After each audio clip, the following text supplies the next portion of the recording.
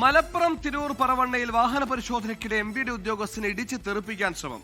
School യൂണിഫോമിൽ വിദ്യാർത്ഥികൾ സഞ്ചരിച്ച കാറാണ് നിർത്താതെ പോയത്. ഈ വാഹനം കണ്ടെത്തി പോലീസിൽ പരാതി നൽകാനാണ് MVDയുടെ തീരുമാനം.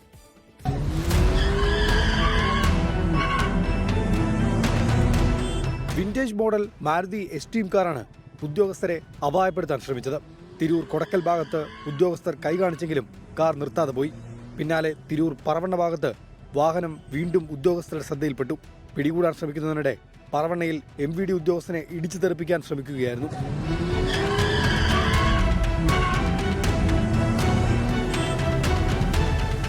മോഡിഫൈ ചെയ്ത വാഹനത്തിന്റെ രജിസ്ട്രേഷൻ കാലാവധി അവസാനിച്ചതാണ്. യൂണിഫോം ധരിച്ച വിദ്യാർത്ഥികളാണ് വാഹനത്തിൽ ഉണ്ടായിരുന്നത്. വിദ്യാർത്ഥികളെക്കുറിച്ച് കൃത്യമായ സൂചന ലഭിച്ചിട്ടുണ്ട്. 24 തിരൂർ. ലോകത്തെവിടെയായാലും ഏത് സമയത്തും 24 വാർത്തകളും ഓഗ്മെന്റഡ് റിയാലിറ്റി പാക്കേജുകളും എക്സ്പ്ലെയിനറുകളും വിശദമായി കാണാൻ ഞങ്ങളുടെ YouTube ചാനൽ നിങ്ങൾക്ക് സബ്സ്ക്രൈബ് ചെയ്യാം.